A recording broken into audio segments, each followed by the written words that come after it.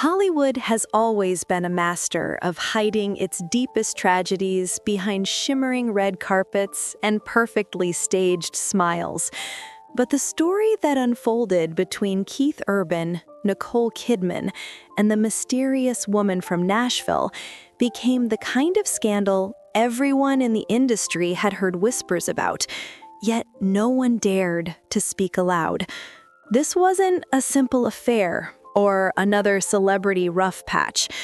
What happened resembled a slow-motion implosion, one that quietly dismantled the foundation on which two people had built their lives for almost 20 years. It began with silence, a strange, unnatural silence that always comes before a storm. Keith Urban started appearing less and less by Nicole's side, calling less frequently, laughing with her less during their usual late-night video chats when she was filming abroad. At first, she assumed it was exhaustion or creative obsession. He had always been like that. When music consumed him, he could vanish for days, weeks, even months, only to return with new songs and that fire back in his eyes. But this time, the fire was missing. Instead, there was a distance that felt like someone else was pulling him away. His manager vaguely said Keith was working on something special. Friends hinted that he seemed emotional, distracted, sometimes too excited, like a man living a double life. But no one ever spoke plainly. No one wanted to be the one to break the illusion. The first crack appeared in the form of a random photograph taken by a customer in a small Nashville cafe. Keith was not alone.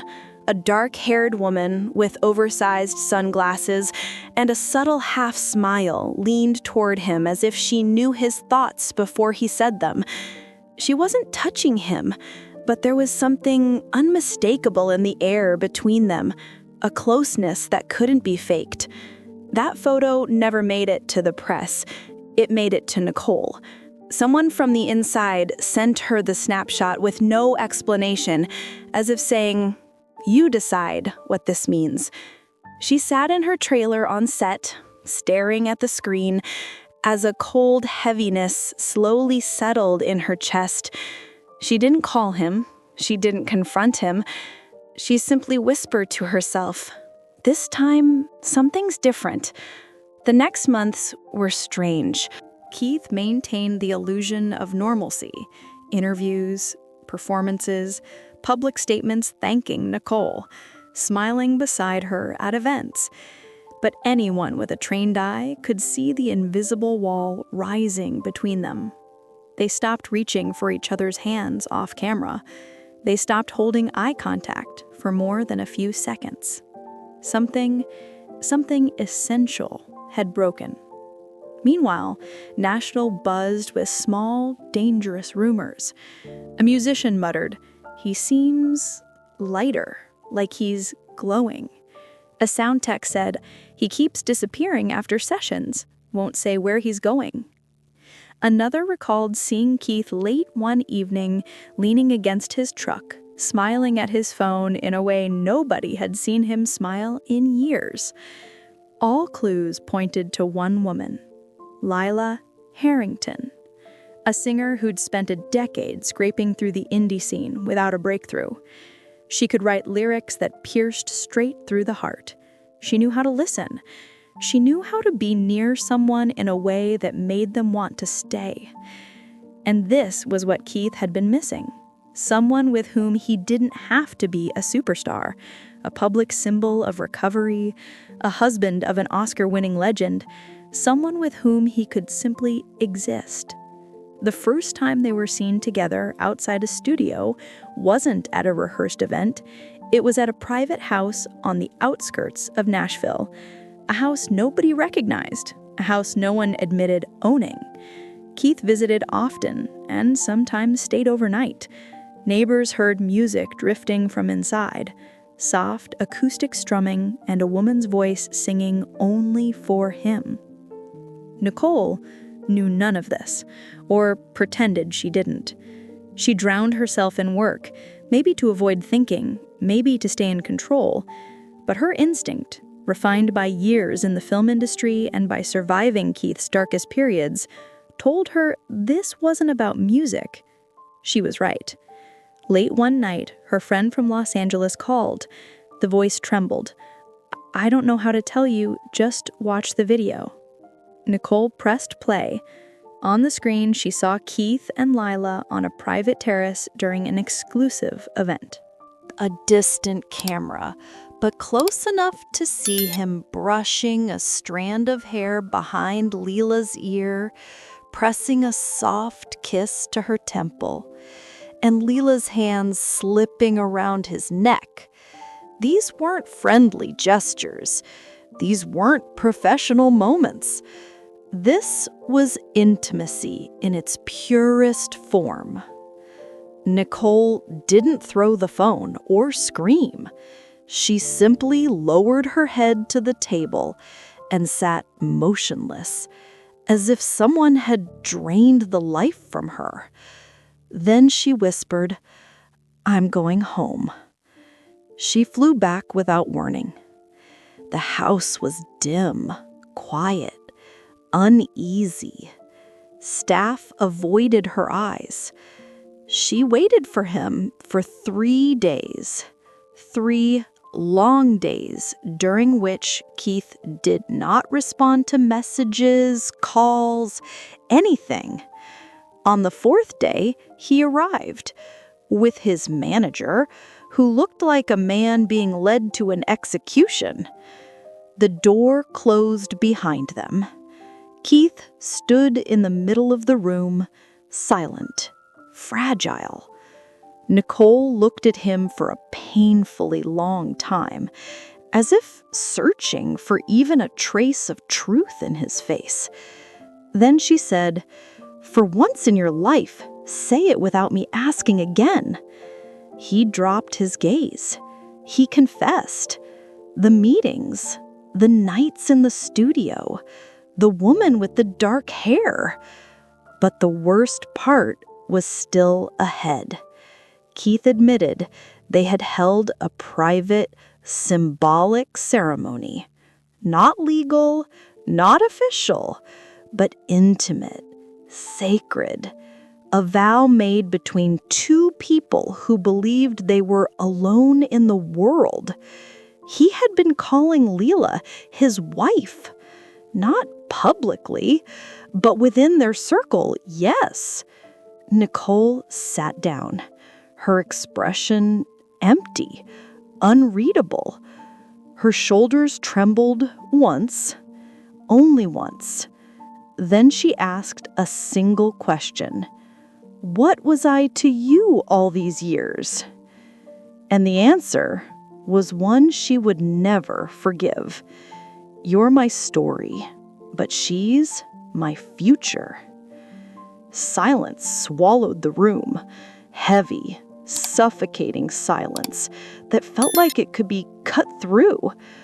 She didn't cry in front of him, but later, behind a locked bathroom door, her cries echoed through marble and tile, the sound of a heart being ripped from the inside out. They never made an announcement. They never staged a joint statement. They simply drifted into a secret separation, living in different homes, appearing together only when unavoidable. Nicole dove into work with surgical precision, becoming sharper, colder, frighteningly composed. Keith spiraled between guilt and desire, unable to choose between the sanctuary he once had and the fire that now consumed him. Lila remained by his side quietly, carefully, almost apologetically, as if she knew her very presence was a grenade thrown into a palace. But Hollywood has a rule: no secret stays buried. The leak didn't come from paparazzi or the press. It came from someone inside the house where Keith and Lila had exchanged their private vows. A caterer who claimed she had been sick to her stomach, watching a married man declare his love to another woman. Whether she acted out of principle or greed didn't matter. What mattered was that she had photographs, grainy but undeniable. Keith in a loose linen shirt, barefoot, with his guitar slung low across his body. Leela in a pale dress that looked almost ceremonial in the golden light. Their hands joined, rings exchanged, two people who looked like they believed they were the only souls on Earth. By the time the images were sold to a tabloid, it was already too late. The editor reportedly paid a small fortune for them and decided not to wait until morning. At 2:14 a.m., the headline went live. The internet detonated instantly. Keith Urban's secret vow ceremony. Who is the woman he calls his real wife? Nicole woke up to dozens of missed calls. Her team, her publicist, her sisters, even her ex-husband called out of concern. Keith didn't call. That silence was louder than anything he could have said. In the hours that followed, Hollywood divided itself like a courtroom. Some blamed Nicole, saying she was too focused on her career, too distant, too unavailable. Others blamed Keith, calling him reckless, selfish, a man who could never truly escape the intensity of his own emotional storms. But the most vicious commentary fell on Leela, labeling her everything from a manipulator to a homewrecker, a nobody who seduced a star. Leela, for her part, went silent. She shut down her social media, canceled all studio sessions, and reportedly didn't leave her house for weeks. But Keith, he didn't retreat. He didn't go into hiding. Maybe he didn't know how. Maybe he didn't want to. Maybe he was too far gone to understand the gravity of what he'd set on fire. He packed a bag and left Nicole's home without looking back. No dramatic scenes, no shouting, no apologies. Just a man who crossed a line and didn't bother pretending he hadn't. Nicole didn't chase him. She didn't plead. She didn't announce anything publicly. Instead, she closed the curtains of her mansion and vanished into an icy stillness. People close to her later described her as eerily calm, the sort of calm one sees in a person who has passed the stage of heartbreak and entered something more dangerous: acceptance. But the real drama wasn't happening in public. It was happening behind closed doors, in the places where Keith Urban was now trying to build a life with a woman who had, intentionally or not, become the most hated figure in his world. Their new home was a modest two-story house on the edge of a wooded neighborhood in Nashville. It was quiet, secluded, almost painfully ordinary. Keith had chosen it because he said he needed peace. But peace was the one thing he didn't receive. Every time he stepped outside, he felt the weight of whispers. Neighbors stared from windows. Cars slowed down near the driveway. People online dissected Leela's past, picking apart every performance, every interview, every high school yearbook photo. And yet, for a while, it seemed like they were trying. Keith wrote new songs late into the night. Leela sat in the kitchen, pretending not to listen, though she clearly did.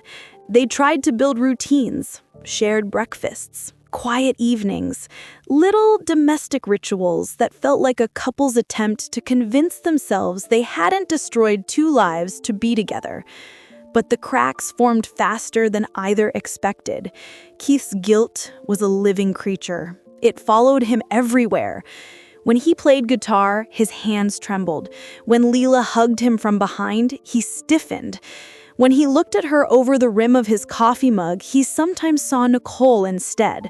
Not because he still loved her, or so he told himself, but because the destruction of something that had lasted so long created a shadow that never left. Leela tried to be understanding. She tried to smile, to keep the house warm, to pretend this was what she had dreamed of.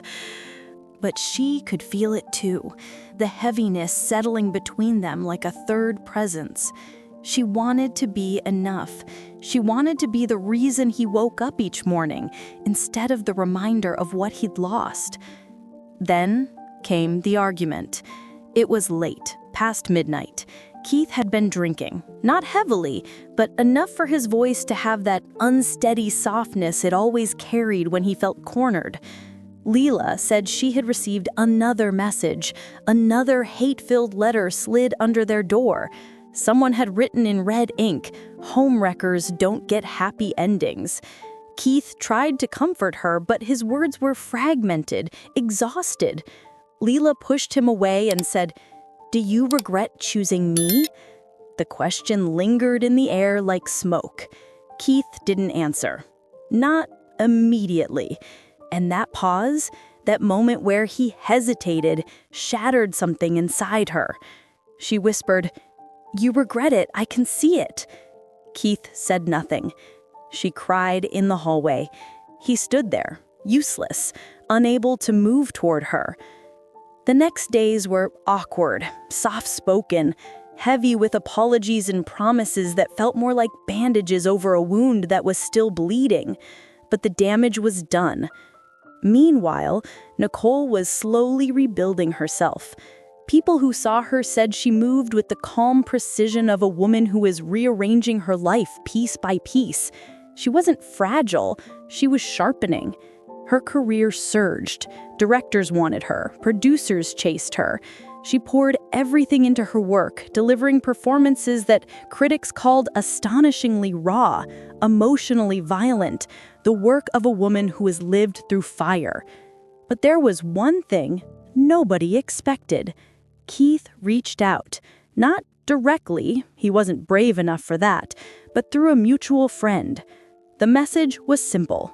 Tell her I'm sorry, and tell her I'm lost. Nicole didn't respond, not then, but she felt something shift inside her. Not compassion, not longing, something colder, more distant. The sense that a chapter was closing even if he refused to let it die. Keith, meanwhile, stumbled deeper into insecurity. His relationship with Leela began to bend under the weight of everything it had cost. The world didn't envy them, it despised them. And Keith realized something painful. Forbidden love is intoxicating only until it becomes real. One night, after a particularly brutal online article calling Leela the woman who ruined Nicole Kidman's life, Keith slammed his laptop shut and said, "Maybe we should leave town. Start over." Leela stared at him with tired eyes. "And go where? Together we're a scandal wherever we go." It was the first time he saw her exhaustion so clearly. Her shoulders slumped, her voice cracked. She wasn't the bright, adventurous muse he'd fallen for in rehearsals. She was scared, worn out, trapped. He reached for her hand. She didn't take it. That moment terrified him, and it pushed him into the one decision that would reshape everything. A decision that even Leela didn't expect, one that made her ask him weeks later, "Why did you go there? Why did you open that door again?" But Keith had no answer. Not yet. That part of the story comes later. The turning point came on an evening that should have been ordinary. Keith had spent the day pacing around the house like a caged animal, wrestling with thoughts he couldn't silence. Leela had tried to distract herself with songwriting, but every note she played seemed to echo the tension hanging between them. By sunset, the house felt too small for both of them, their breaths colliding in the same suffocating air. Then, without warning, Keith grabbed his keys. "I need to get out of here," he muttered. "Where are you going?" Leela asked, her voice thin with worry. He didn't answer. The door slammed behind him. He drove without direction, without purpose, without anything but a dull ache in his chest that he couldn't name. The streets blurred, his thoughts raced. Every song on the radio sounded like a memory of another life, a life he had destroyed. He ended up in the last place anyone expected, the driveway of the home he had shared with Nicole. He sat there for a long time, engine idling, fingers gripping the steering wheel. He didn't know why he'd come. He didn't know what he wanted. Closure? Forgiveness? Pain?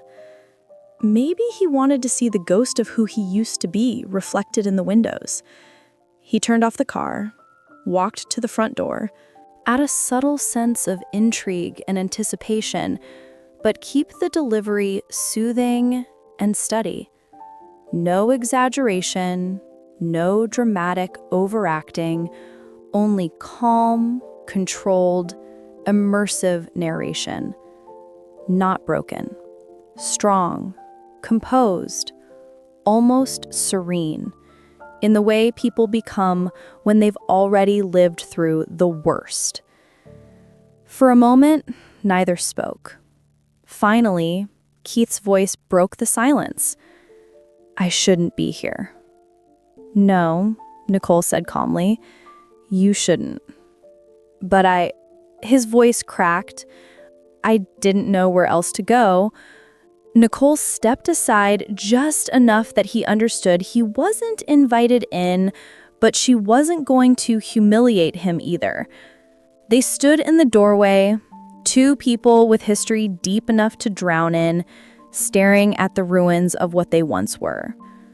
Keith whispered, "I'm sorry." Nicole's eyes didn't soften. "I know you are." There was no anger in her tone, no bitterness. That was worse. Anger meant attachment. Bitterness meant hurt. This meant she had moved on in a way he never expected.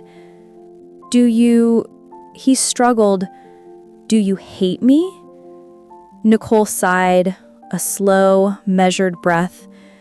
"Keith, I don't have the energy to hate you. I barely have the energy to remember who we were." He flinched.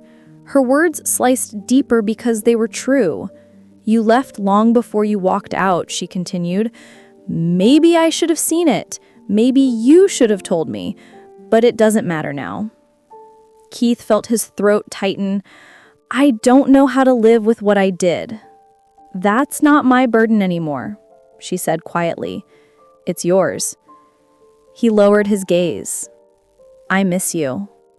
Nicole hesitated. For the first time, something flickered in her expression. Not love, not longing, but sadness for what could never be restored. "You miss the life you had, not me." He wanted to deny it, but he couldn't. She was right again. After a few moments, she added, "Keith, go home." The words were gentle, final, irreversible. He nodded, stepped back, and watched the door close in slow motion. When the lock clicked, it felt like the end of a chapter he had tried desperately to reopen. He stood there for almost 10 minutes in the cold night air before returning to his car. He didn't cry. His sadness was beyond tears. It was a heavy, numb kind of grief that hollowed a man from within. When he finally drove away, he knew the truth. The thing he had destroyed could never be rebuilt. Back at the house in Nashville, Leela was sitting at the kitchen table, her eyes red, hands trembling around a cup of untouched tea. She had spent the last hours imagining every possible scenario: accidents, relapse, betrayal, abandonment. But the truth was worse than all her fears. When Keith walked in, she knew instantly where he had been. She saw it in his face, in the haunted look that wasn't aimed at her, but at the past he had just touched. "You went to her," she said softly. Keith didn't deny it. Yes. Something inside her broke, cleanly, like a branch snapping under snow. "Why?" Her voice cracked. "What did you need from her that you can't get from me?" Keith sank into a chair. He looked exhausted, defeated. "I don't know. I needed answers." "And did you get them?" she whispered. He nodded, but the nod meant nothing. It only deepened the distance between them. Leela swallowed hard. Do you still love her? Keith closed his eyes. The silence that followed was unbearable. Leela pressed her palm to her mouth to steady her breath. "Oh God," she whispered, "you do." His eyes snapped open. "No, it's not that. It's not what you think." She stepped back from him. "You said she was your past, but you're still living there, Keith. Maybe you never left." He looked at her, then really looked at her. At the woman he had thrown his life into, the woman who had believed in him, the woman he had sworn symbolic vows with while still tethered to his old world. And he realized something devastating. He didn't know who he was without Nicole, and he didn't know who he was with Leela. He was a man suspended between two worlds, belonging to neither. The following weeks were a slow-motion collapse. Their conversations became shorter, their touches faded, their nights were spent apart, even when they shared the same house. The romance that once felt electric now felt like a guilty secret no one wanted to acknowledge. Keith stopped writing music. Leela stopped singing. The house grew numb, like two ghosts were living in it. One evening, Leela finally broke the silence. "I can't do this anymore." Keith's body froze. "What do you mean?" she said with trembling resolve. "That I can't be the woman you ruined your life for if you're not even sure you want to stay." He tried to argue, but the words tangled in his throat. She continued, "You said I was your future, but you're still chasing the past like it's going to save you." Keith shook his head. "I don't want to lose you." "It's not about what you want," she replied gently. "It's about what you choose. And you haven't chosen me. Not really." For the first time, he saw the truth reflected in her eyes. Lila wasn't the villain in this story. She was just a woman who had loved the wrong man at the worst possible time. The next morning, she packed a small suitcase. She didn't take much: a few clothes, her journal, her guitar. When she walked to the door, Keith stood there helplessly, as if watching a ship drift from shore, with no way to call it back. "Lila," he whispered, "I'm sorry." She gave a sad smile. "I know, but sometimes sorry isn't enough." And then she left. Keith didn't chase her. He didn't beg. He simply watched her disappear into a taxi and felt an emptiness settle over him like dust. Days blurred into one another. Keith drifted through the house like a man moving underwater. He avoided his phone, avoided music, avoided himself. The scandal faded from headlines, but not from his life. In Hollywood, people forgot, but in Nashville, in the quiet, intimate music scene he once called home, people remembered. Producers stopped returning his calls, venues grew hesitant, fans grew divided. He had lost everything he tried to hold onto: the woman he betrayed, the woman he chased, the man he once was. Nicole, meanwhile, thrived. Not out of spite, but because she had rebuilt herself from ashes. She didn't speak of Keith publicly, didn't try to punish him, didn't seek revenge. She simply lived, and in living, she rose again. Months later, a journalist asked her quietly during an interview, "Do you believe in second chances?" Nicole smiled faintly, a cryptic, knowing smile. "For the right people," she said. Keith saw the clip online. He watched it 3 times, and for the first time in years, he allowed himself to cry. Not for Nicole, not for Lila, but for the version of himself that he had killed along the way. Because in the end, this wasn't a love story or even a scandal.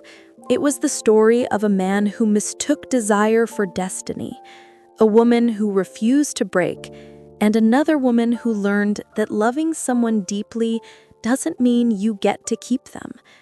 Hollywood eventually moved on, but Keith Urban never fully did. And that was the real tragedy. Not the affair, not the vows, not the scandals, but the realization that he had been searching for freedom, while the only person who ever gave it to him was the one he walked away from.